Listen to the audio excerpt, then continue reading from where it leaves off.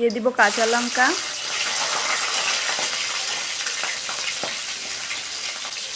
কেটে রাখা আলু, কাঁঠালটাকে কিন্তু অনেক তেল দিয়ে রান্না করলে কাঁঠালটা খেতে ভালো লাগে, সেজন্য আমরা একটু বেশি করে তেল দিয়েছি।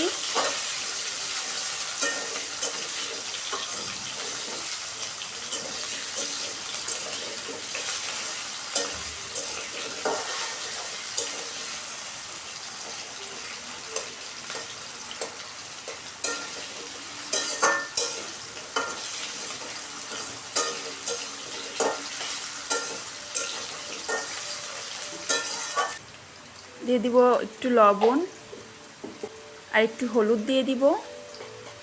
আলুটাকে একটু সময় নিয়ে ভেজে নিতে হবে।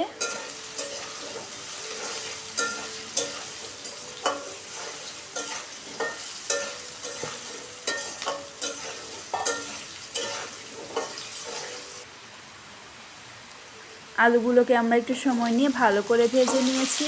এবার দিয়ে দিব কেটে রাখা কাঁঠাল।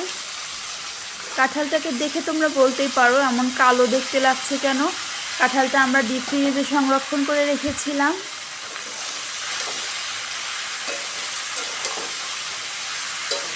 তবে ডিপ ফ্রিজ থেকে বের করে কিন্তু আমরা রেখে দেইনি।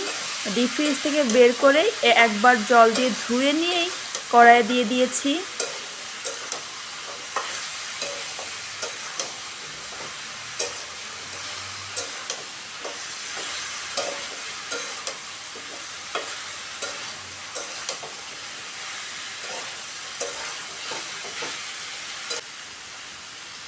দিয়ে দিচ্ছি লবণ, দিয়ে দিব হলুদ,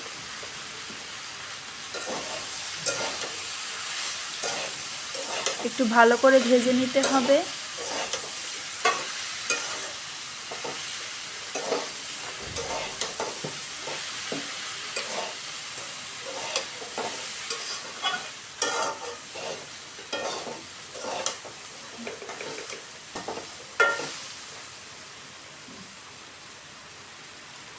দিয়ে দেব একটু ধনিয়া গুঁড়া,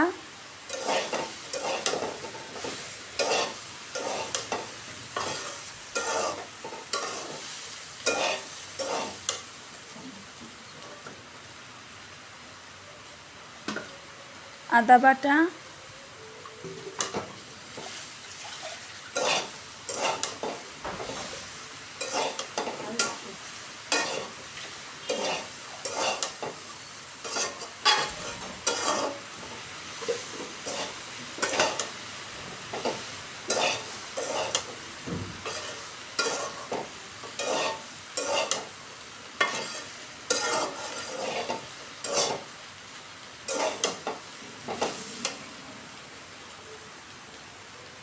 তিন থেকে 4 ঘন্টা ভিজিয়ে রেখেছিলাম ছোলার ডালটাকে। ভিজিয়ে রাখা ডালটাকে এর মধ্যে দিয়ে দিচ্ছি।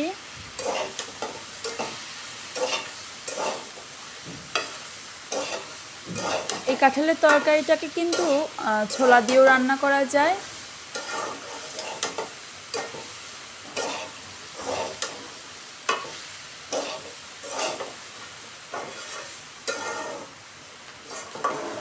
তোমরা যদি চাও এই কাঁঠালের তরকারিটাকে ছোলা দিয়ে রান্না করবে, তাহলে ছোলাটাকেও ঠিক একইভাবে আগের দিন রাতে ভিজিয়ে রাখতে হবে।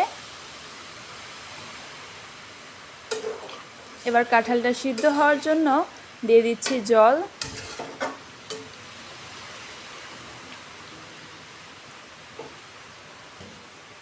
ঢাকা দিয়ে রেখে দিব 10 মিনিটের জন্য।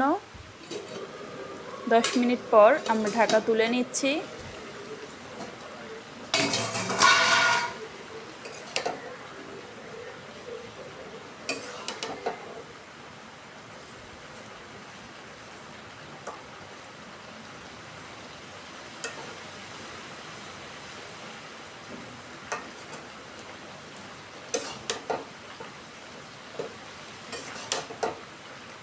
কাঁঠালটা কিন্তু নরম হয়ে এসেছে।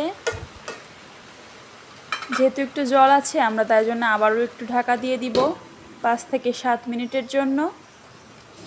7 মিনিট পর আমরা ঢাকা তুলে নিচ্ছি। জলটা কিন্তু শুকিয়ে এসেছে।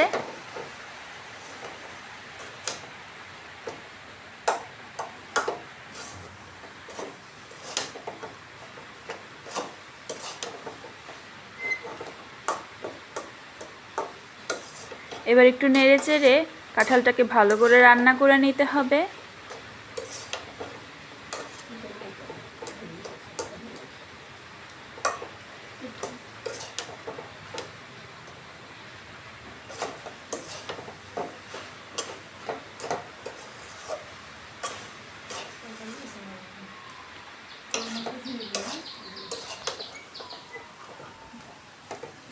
কাঁঠালের তরকারিটাকে কিন্তু আমরা নেড়ে চেড়ে বেশ আঠালো করে নিয়েছি।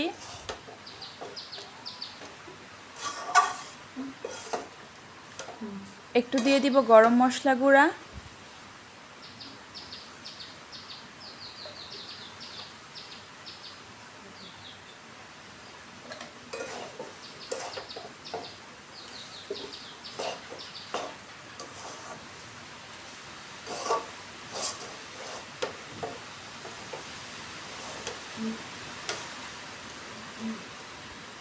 দিয়ে দিব 2 চামচ ঘি,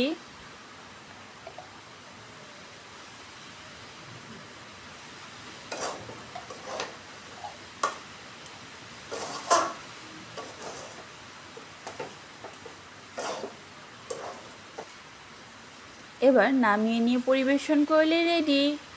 নিরামিষের দিনে কিন্তু তোমরাও কাঁঠালের তরকারিটা রান্না করে খেতে পারো। কাঁচা কাঁঠালের তরকারি কিন্তু খেতে অনেক মজা লাগে। আর ভিডিওটি ভালো লাগলে একটা লাইক দিয়ে দিও, চ্যানেলটি সাবস্ক্রাইব করে না থাকলে সাবস্ক্রাইব করে দিও।